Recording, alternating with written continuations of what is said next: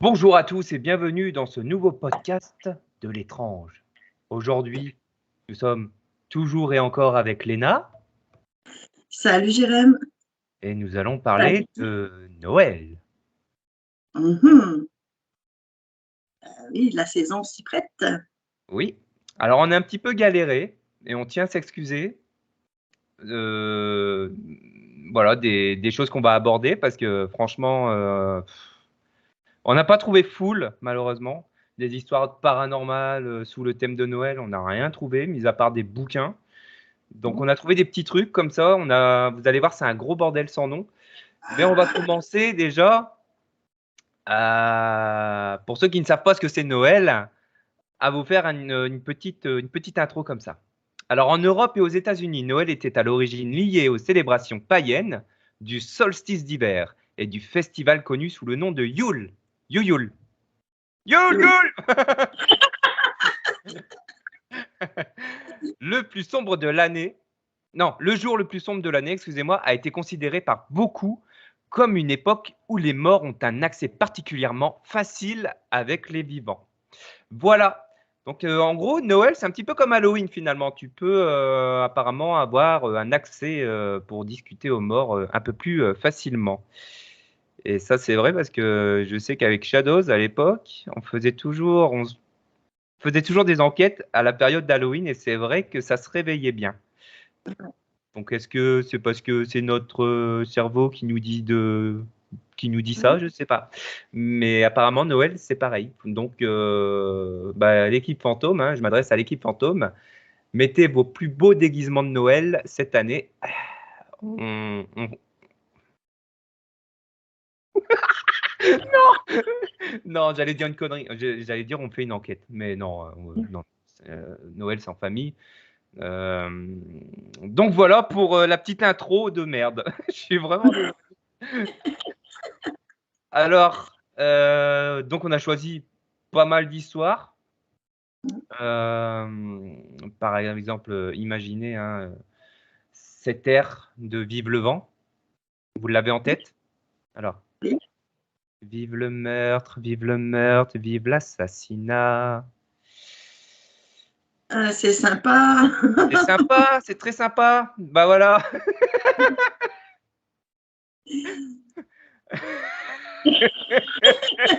Ils Tout mettent son en- cœur. Ouais, c'est ça. Mais en plus, c'est noté, hein, tout son cœur.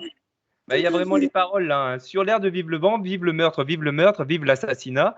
Je vais tuer toute ma famille et planquer les cadavres. Oh, vive le meurtre, vive l'assassinat. Je vais mettre les cadavres juste au pied du sapin.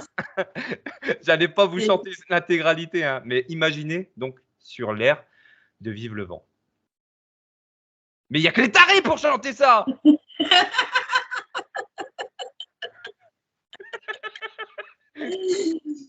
Ça donne pas envie de fêter les fêtes. Alors. Non, cette année, j'ai dit, je le fais tout seul. J'ai trop peur, les gens, entre vive le sang, vive le meurtre, vive l'assassinat, j'en ai marre, en fait. Donc, je fais Noël tout seul, avec mes petits chiens, tout ça. Bah alors, pour les petites histoires, donc on vous en a concocté quelques-unes. Qui commence? Allez, vas-y, je te laisse. Bon, bah, je vais commencer avec une histoire qui est quand même assez glauque. Je sais pas d'où ça provient, je sais pas si c'est une histoire vraie, je sais pas si c'est tiré d'un livre ou littéralement de quelque chose de réel.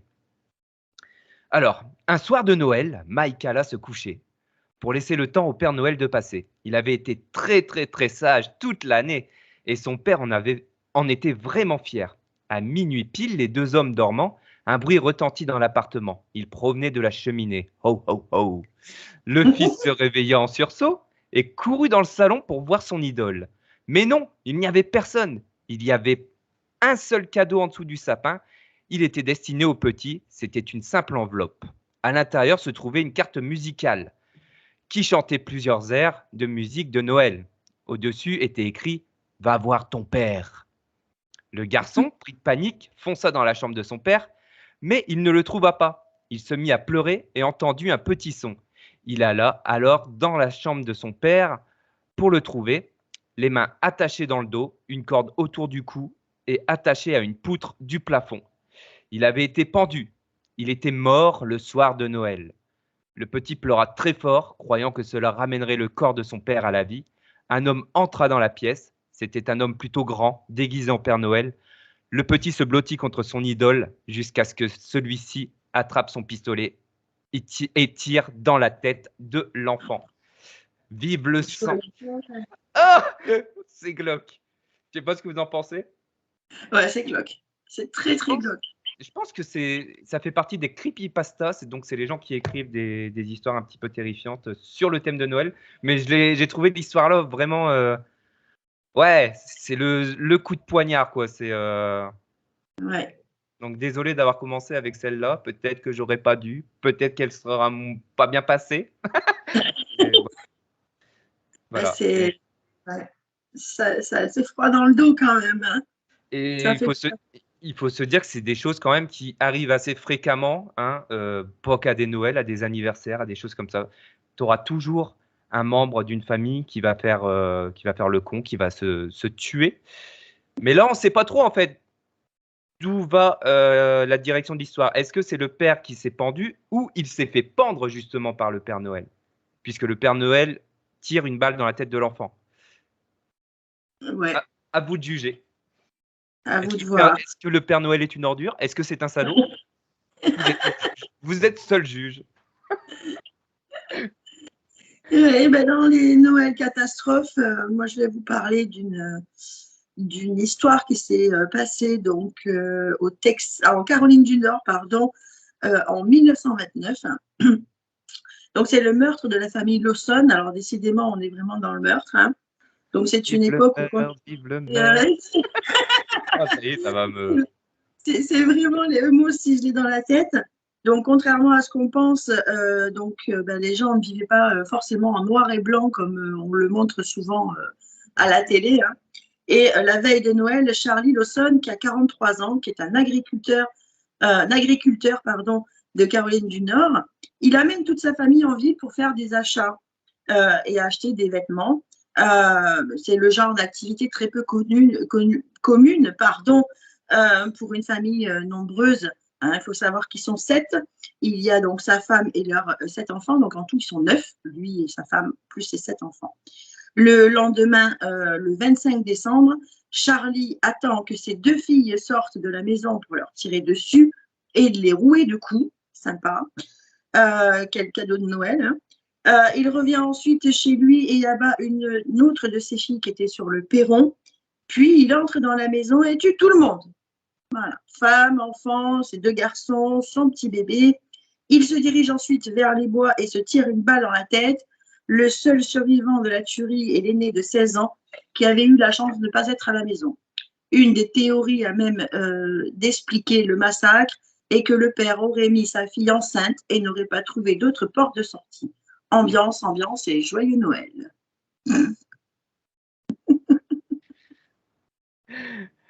Alors là, c'est pas une histoire que j'ai racontée. Tu as fini ton histoire ou pas? Ouais, elle est finie. Ouais. Non, elle est finie. Bon, j'ai affronté la famille en question. Vous connaissez tous le Père Noël? Oui. Ah oui. Il n'y a pas beaucoup de monde dans la salle. Hein. Répondez oui. Ah bah oui, bien sûr, quand tout le monde connaît le Père Noël. Est-ce que vous connaissez le Krampus?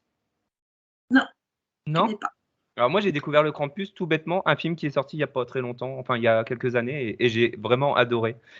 C'est genre Gremlins version Noël, ce film. C'était pas mal. Donc dans la mythologie, c'est une créature mythique, anthropomorphe et munie de cornes. Donc c'est mi-chèvre, mi-démon, présente dans un certain nombre de folklores européens.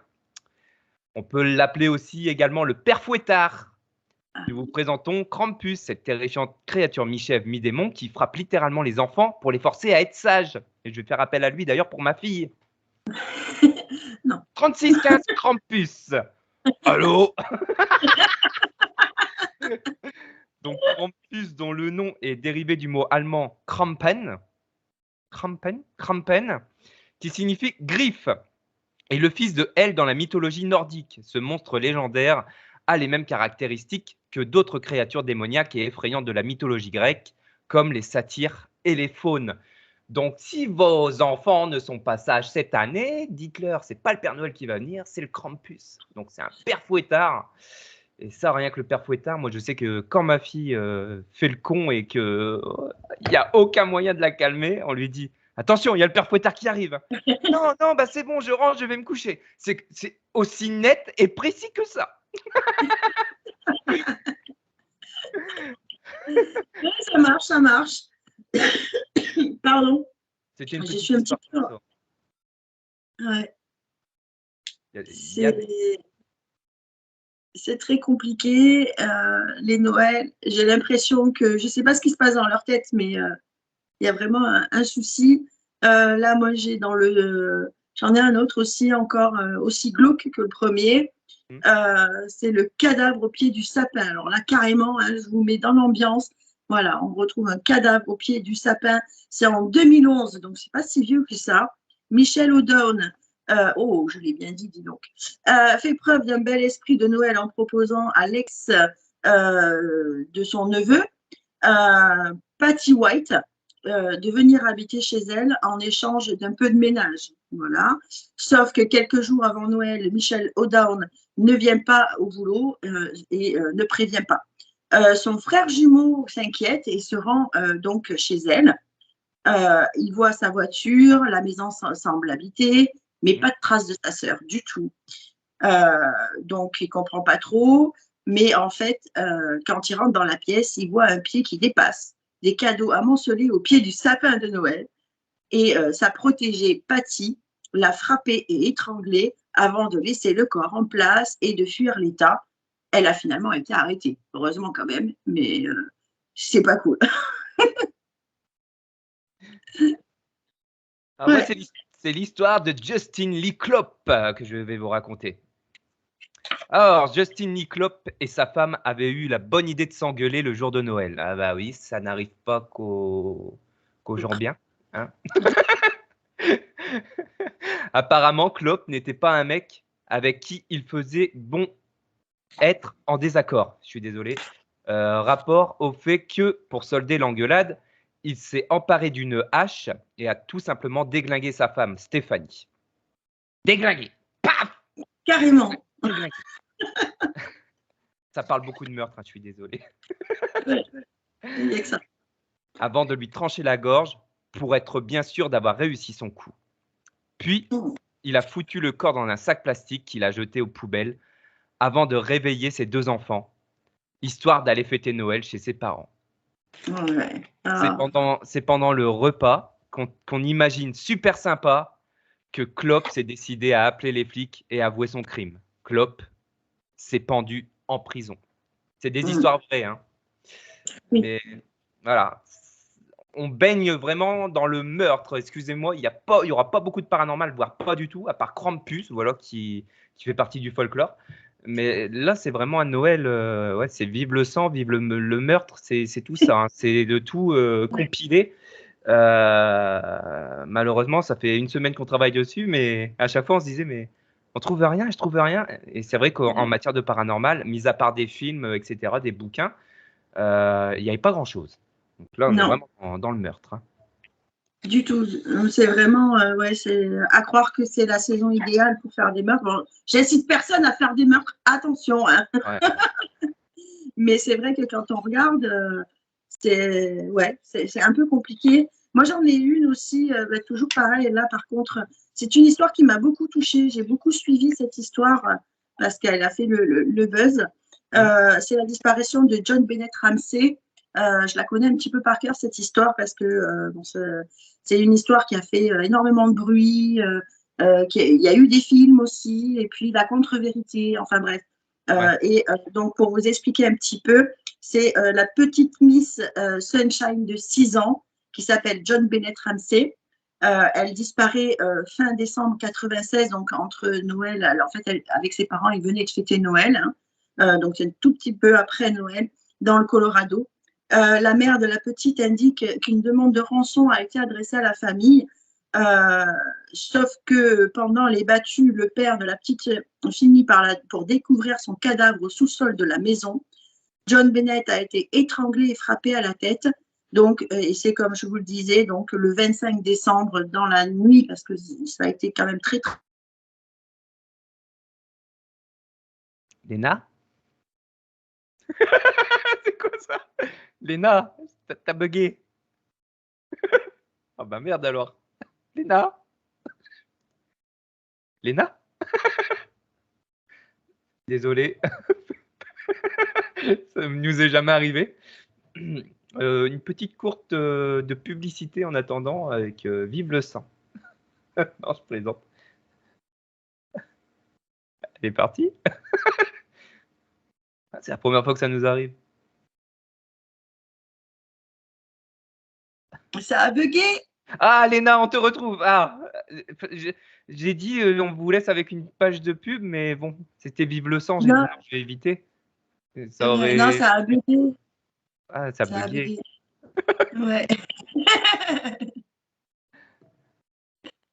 Donc, t'en étais à Donc, je parlais de la disparition John de John Bennett. Bennett John Ramsey. Bennett Ramsey, ouais. Voilà. Ouais. Donc, qu'est-ce que je fais? Je la refais. Ouais, parce que les gens, ils auront rien compris, je pense. Si ça t'embête pas. Ouais. Non, non, pas du tout. Donc, comme je disais, c'est une histoire que j'ai beaucoup suivie parce qu'elle m'a énormément intéressée. Elle a fait un peu, dans tous les. C'est une histoire un peu catastrophique avec. Avant d'expliquer l'histoire, je voudrais quand même y revenir parce que moi, c'est quelque chose qui m'a beaucoup touchée. Un procureur, parce qu'elle était médiatisée cette histoire, donc un procureur qui a fait n'importe quoi, qui venait tout juste d'arriver, donc il a voulu faire un peu de l'audimat, il a fait vraiment n'importe quoi. Et donc l'histoire, c'est la petite Miss Sunshine qui avait 6 ans. John Bennett Ramsey a disparu fin 96 dans le Colorado. La mère de la petite indique qu'une demande de rançon a été adressée à la famille, sauf que pendant les recherches, le père de la petite a fini par découvrir le cadavre au sol, donc dans la cave de la maison. John Bennett a été étranglé et frappé à la tête, c'est le 25 décembre. La famille a été soupçonnée un temps, puis lavée de tout soupçon. Au moment où ça a été écrit, on dit qu'ils ignorent qui a commis le crime. La question s'est beaucoup posée, puisque moi je l'ai vraiment suivi. Il y a eu des contre-enquêtes, il y a eu des films sur cette histoire. J'ai vraiment suivi cette histoire. Je ne sais pas pourquoi elle m'a énormément touchée. La maman, on se pose la question de savoir si ce n'est pas la maman qui l'aurait assassiné. Le trouble reste effectivement, mais ça a été une histoire vraiment catastrophique pour cette petite fille de 6 ans qui était Miss à l'époque. On ne sait pas si c'est un fou furieux on ne sait pas trop, mais une histoire vraiment très très catastrophique avec, comment dirais-je, des doutes. Ouais. On ne sait pas trop. Ouais. J'en avais entendu parler de cette histoire et je crois même que j'ai vu un film sur le sujet. Ouais. Il y a eu 3 films. L'histoire en elle-même. Après, il y a eu l'histoire plus la suite, parce qu'il y a eu une suite. Au fur et à mesure, ils ont mis à jour. Et puis, il y a eu la contre-enquête aussi. Voilà. Mais on n'en sait pas plus à l'heure actuelle. Et je crois qu'ils sont toujours en train de faire des recherches à savoir ce qui s'est réellement passé en fait. Ouais. Ok. Bon, bah moi je vais vous parler de l'actrice américaine Tricia McCauley. Je ne sais pas si vous connaissez. Non. Moi non plus. Je les connais pas les remplaçants. Alors la jeune actrice Tricia McCauley devait passer Noël 2016 avec ses potes. Sur la route, elle croise un autostoppeur et s'arrête. Alors ça c'est le truc vraiment à ne pas faire les amis le soir de Noël. Vous filez chez votre famille, ne vous arrêtez pas pour n'importe quel clampin qui est sur le bas-côté. Hein? S'il est sur le bas-côté, c'est qu'il a raté sa vie. Désolé. Ou plutôt, c'est qu'il a quelque chose derrière la tête. Tu vois? Plutôt, ouais. Donc, ne vous arrêtez pas pour un autostoppeur. Donc, sur la route, elle croise un autostoppeur et s'arrête. Ah, Léna, je ne te vois plus. Ouais, décidément. Donc, décidément, on ne peut pas. Sur la route, elle croise un autostoppeur et s'arrête. Après tout, c'est l'esprit de Noël que de s'entraider. Bah oui, mais oui. Mais oui. Mais oui. Imaginez Tricia comme une sorte de fille parfaite, talentueuse, végane et tout toutoum. Tout team. Ouais, tout team. J'ai fait le bruit de Netflix. Toutoum. Et tout le toutoum. Hein, c'est important pour la suite parce que Tricia n'arrive jamais au dîner de Noël. Par contre, elle utilise sa carte de crédit à plein de reprises pour faire des gros retraits. Le 27 décembre, on retrouve son corps roulé en boule dans sa bagnole. Tricia a été violée, frappée et étranglée. L'autostoppeur Duane Johnson s'est retrouvé peu après. Non, a été retrouvé peu après. Je suis désolé, c'est très très mal écrit. Et là, il explique qu'en réalité, il a simplement aidé Tricia à se tuer parce qu'elle en avait super envie. Et sacrées envies. Hein. Et qu'il ne l'a pas violée puisqu'elle était d'accord. Ok, très bien. Bref, un simple cadeau de Noël, un service rendu à son tour à une bonne samaritaine. Et comme on dit dans notre jargon, tout cul tordu mérite son dû.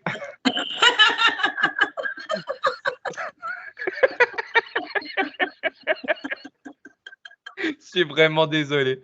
Ça sort tout seul. Mais après, c'est l'approche de Noël. Hein. Vous savez très bien que tout le monde est excité. Hein. Même les gens dans les magasins, ils sont fous, fous, fous.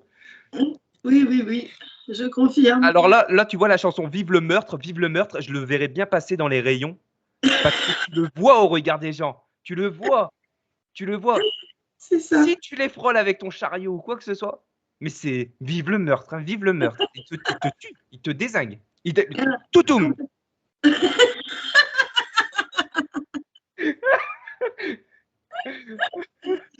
Ouais, c'est vrai que quand on regarde, ouais, moi je dois aller faire mes courses là vendredi, je ne sais pas ce que ça va donner, hein, mais ouais. Moi j'ai une date qui tourne très mal, mais bien sûr on reste dans le domaine du Noël, hein, évidemment. Oui, oui.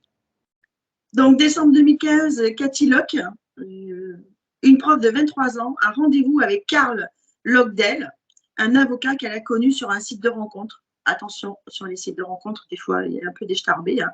La soirée se passe plutôt bien, tellement bien qu'ils décident d'aller ensemble dans un très bel hôtel de Londres, le Theobald Park Hotel. Jamais le premier soir, jamais. Hein. Et vous allez comprendre pourquoi. Sauf que Landel étrangle Cathy dans la chambre avant de la violer post-mortem. Youpi! Ensuite, il enroule son cadavre dans une couette qu'il jette dans des bosquets et on retrouve le cadavre de Cathy le jour de Noël. Langdell a fait un court séjour en hôpital psychiatrique au cours duquel il avait expliqué à une infirmière qu'il fantasmait à l'idée d'égorger une fille. Il a été condamné à la perpétuité.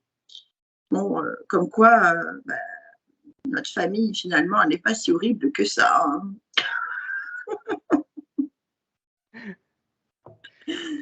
Bah, moi, je vais vous raconter une histoire écrite par Moon 17. Donc, un big up à lui parce que franchement, j'ai trouvé cette histoire magnifique. Cela fait maintenant plusieurs années que je travaille pour la Poste. Et chaque hiver, je suis en charge des réponses du Père Noël pour les lettres qui lui sont adressées.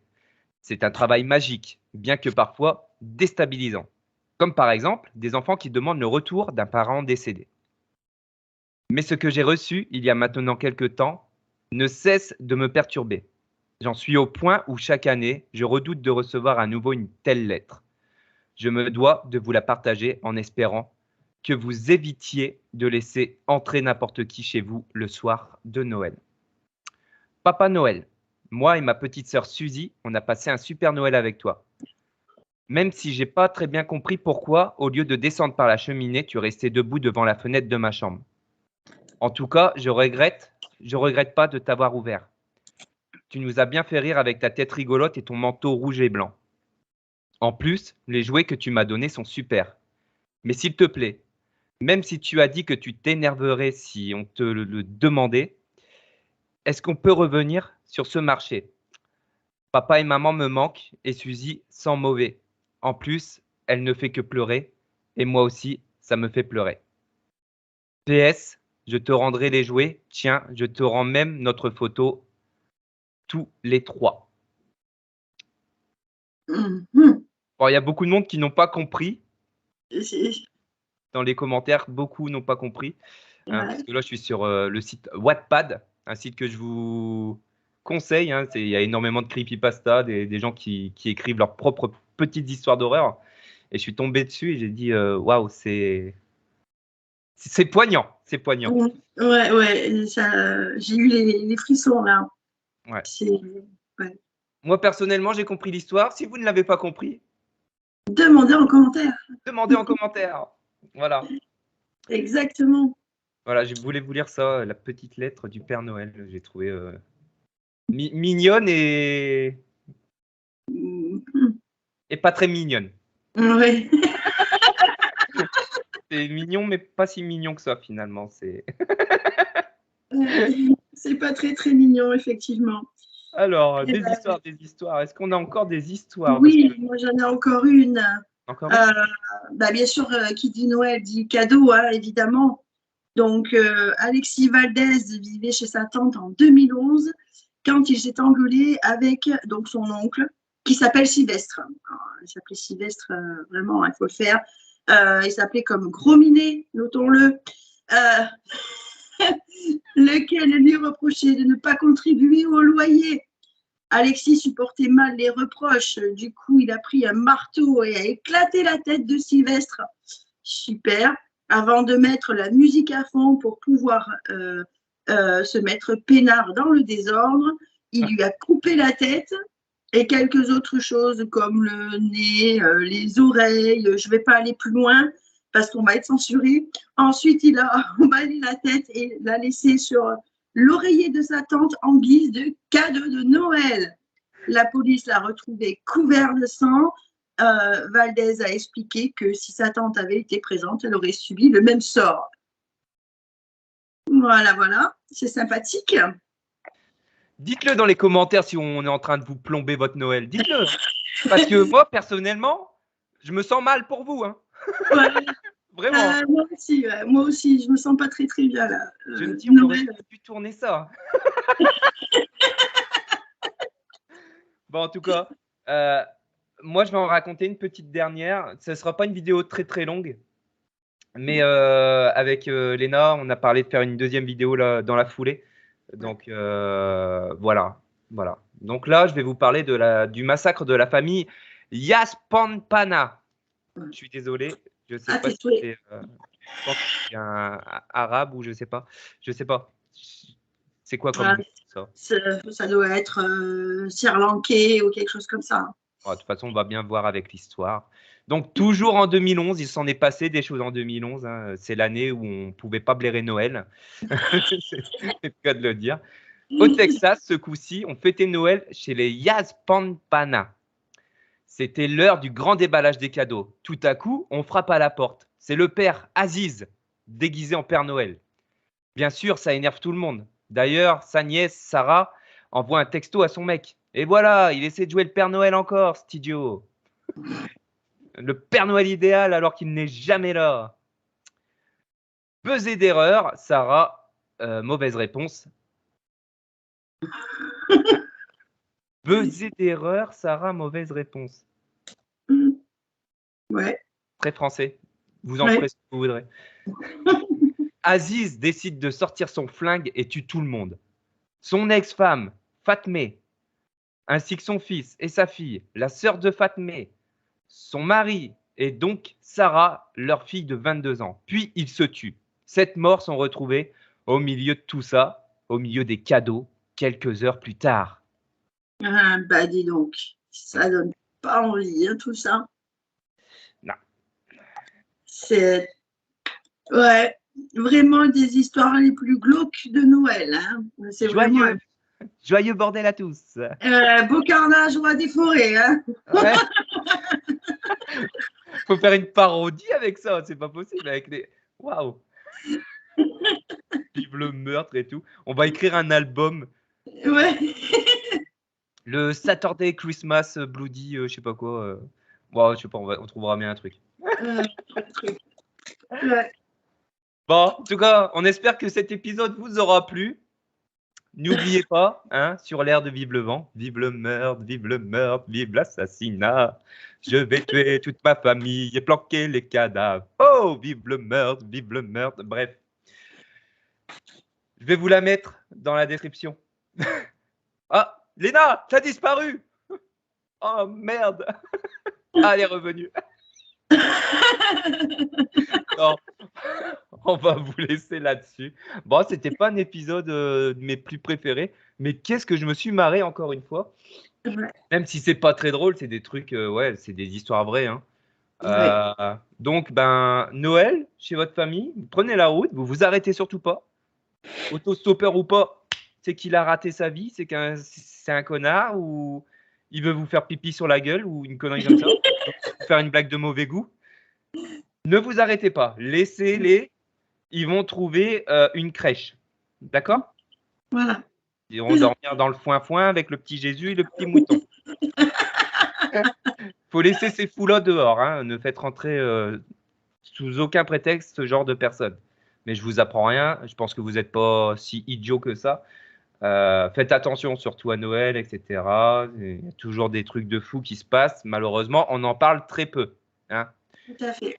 C'est pour ça qu'on voulait en parler. Malheureusement, bon, il n'y avait que du meurtre, du meurtre, du meurtre et encore du meurtre, again. Bon, mais j'espère que ça vous a plu quand même.